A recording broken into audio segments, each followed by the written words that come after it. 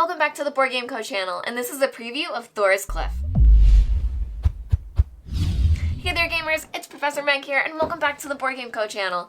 Today we have a preview of Thors Cliff. This is a current Kickstarter. The link is down below in the description, so you can check it out right now. But as a reminder, this is a sponsored preview. Thank you to Thors Cliff for sponsoring this preview, and this is going to be a unique preview where the current Kickstarter is for an expansion. I'm going to be going over a bit of the base game because it shows you a lot of the core mechanics of how the game works, and then what's added in the expansion. Now, Thors Cliff is very unique because it is a tactical base game where you are maneuvering around a board, trying to meet different objectives to basically be the first one to win before everybody else, but there's also a campaign mode with a lot of cards and dialogue that will take you through the different stories of the child, who is a child of Thor, and you are trying to win their favor. I don't think that's a spoiler. I think that's pretty clear. But so the expansion will take you through the additional campaigns, and I think it's very unique how this game separates the campaign version from the base game version, so we're going to talk about that now. Now, what you have set up in front of you is a mix of the base game and the expansion. So I'm going to start with this side first. This is going to be a lot more of the base game and just talk generally around how the game works. Now, you may be able to see from this camera, let's see, I can pick one up. These different tiles are layered with different rows. So they do have different heights to them, and all movement is based around these different cliffs that you are able to scale around and how you're able to maneuver around them. So when I'm showing you the board from above, just keep in mind that you can only move certain ways based on how high the different places are around you. You can only move one up or one down. You can't go right up to the top of somewhere, so it definitely has you maneuvering around the board more tactically. So just keep that in mind as I show you the game. Alright, so on this side we have our base game characters, and they have a little bit going on.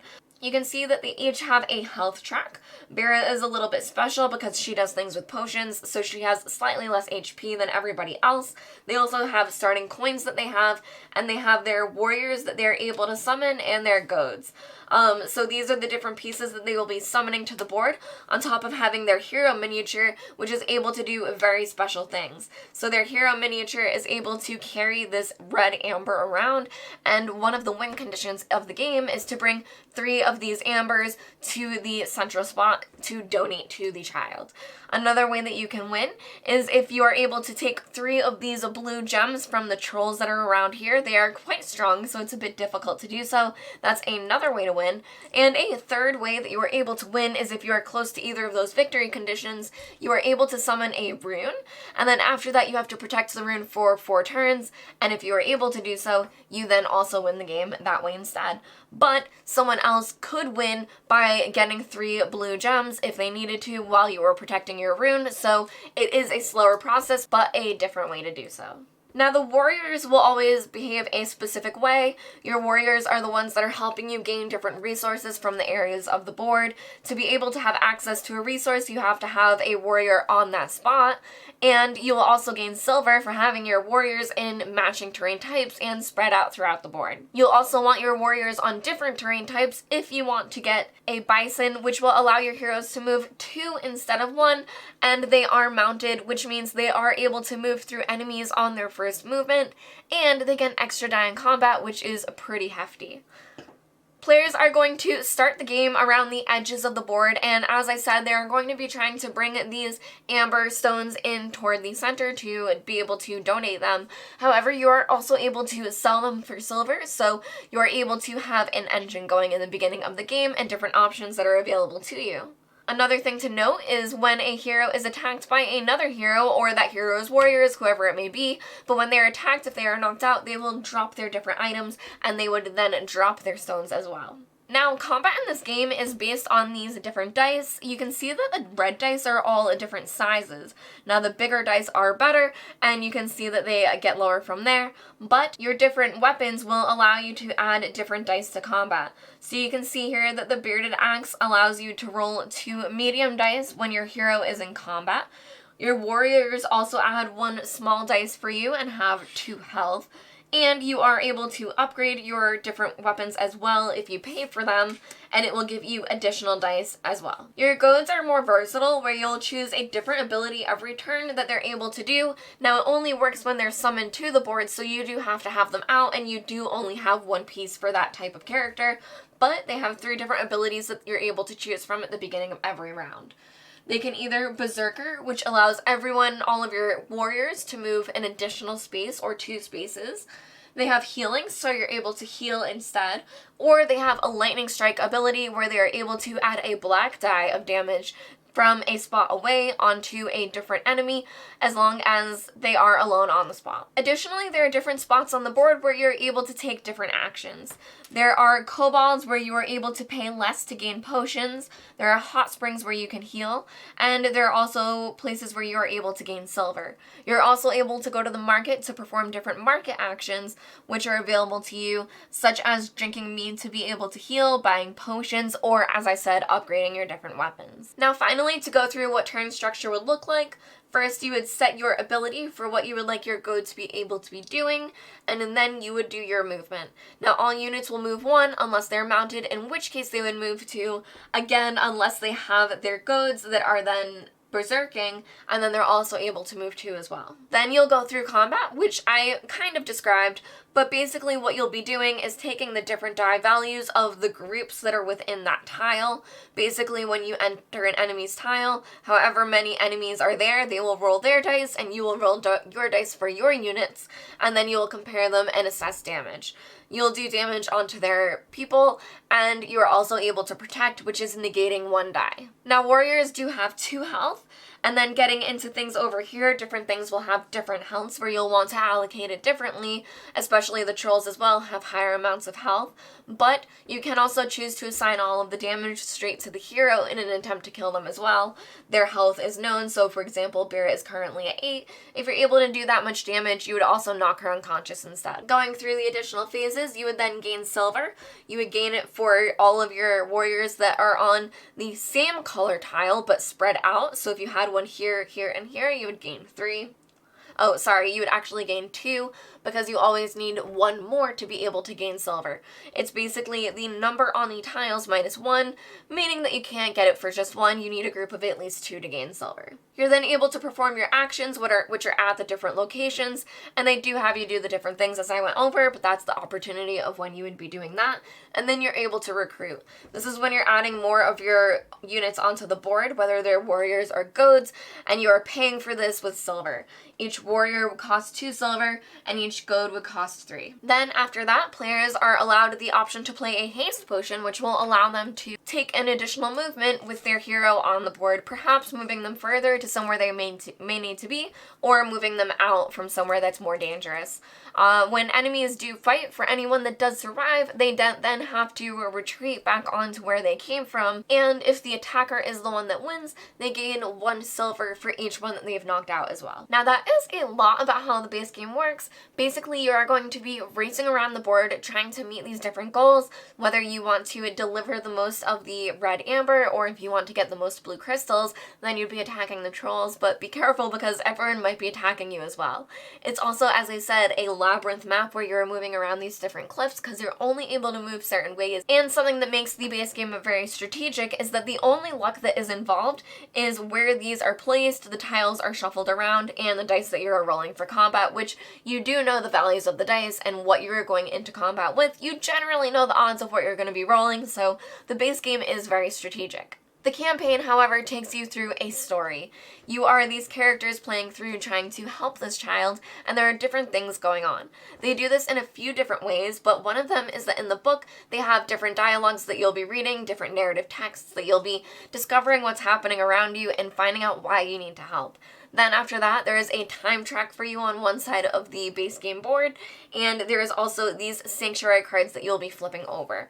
Now the sanctuary cards would be whenever someone would donate the amber to the sanctuary. This is not done in the base game, but it is done in the campaign game, and this will kind of pull you through what's happening in the story. It'll introduce new elements and perhaps change rules for the current scenario that you're playing, and it is also how you keep the ending secret, because the ending is within this deck of cards, and you will then read it whoever is the victor and gets to and gets to read these cards aloud.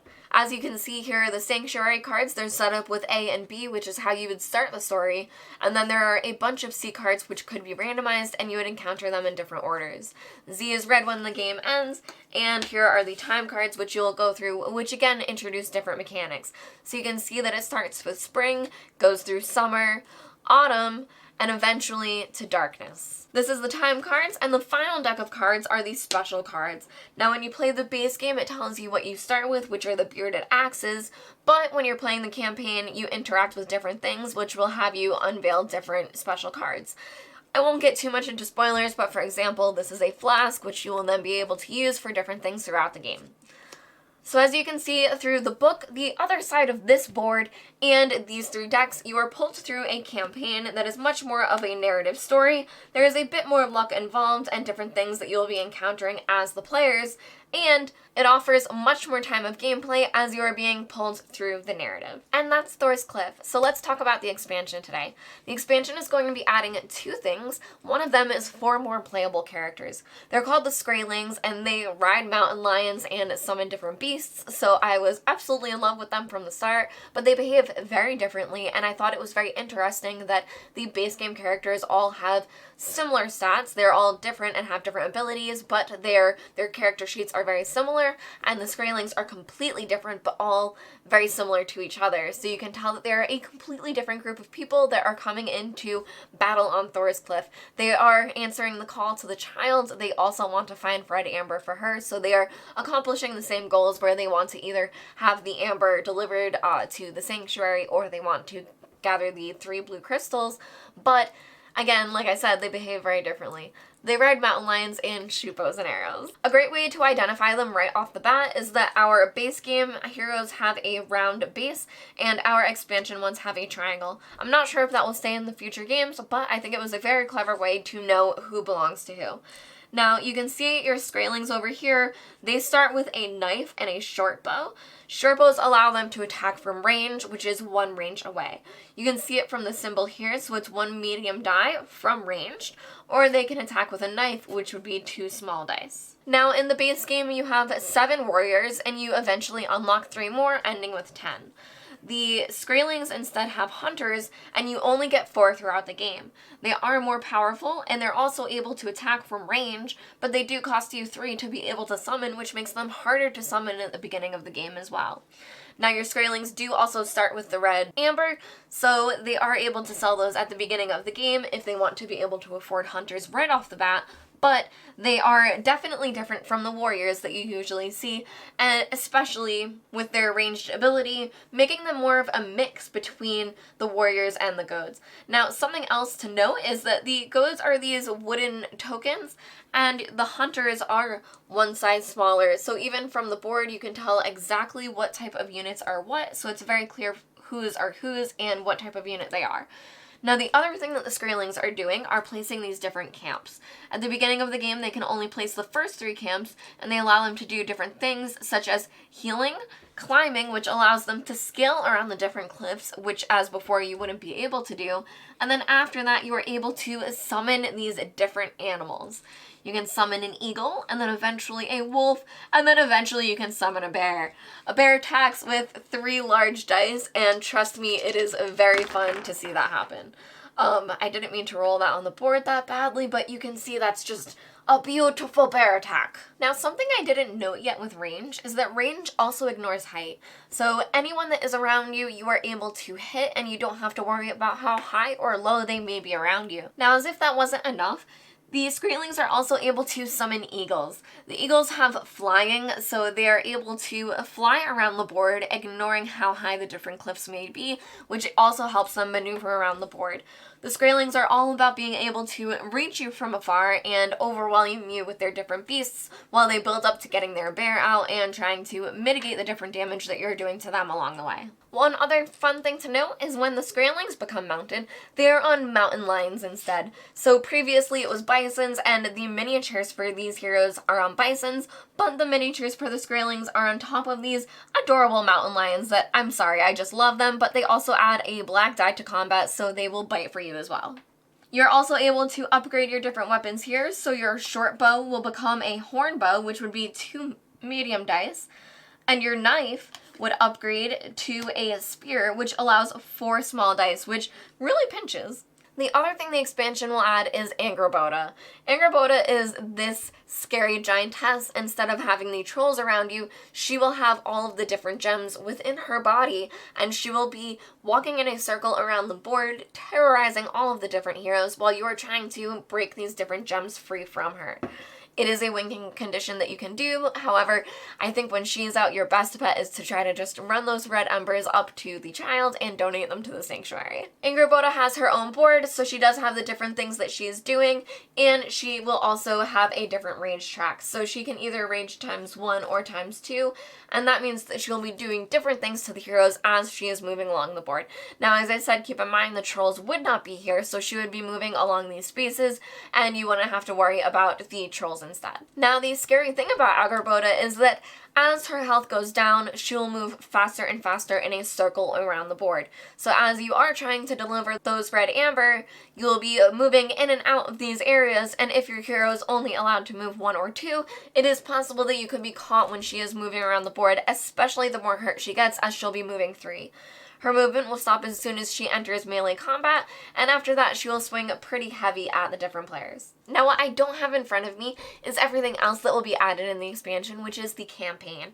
It will be 3 additional chapters that you're able to play through that take you through more of the story, and will add more of these cards, which are the sanctuary cards when you retrieve the different ambers to them, and the time ones that will have different events triggering. It will add, again, new rules and new story points that you will uncover even more about the world of Thors Cliff. One of these chapters in the new expansion will also have a cooperative story instead. It will change up the map slightly, and you'll have different things going on, but you will be working towards cooperative goals together in good faith that all the players are there to help you and that everyone's working toward a common goal. But remember, only for that chapter. Now, you can also mix and match anything from the expansion into the base game when you are playing that. You can play with all of the different heroes or the different win conditions, such as the trolls or Angrboda.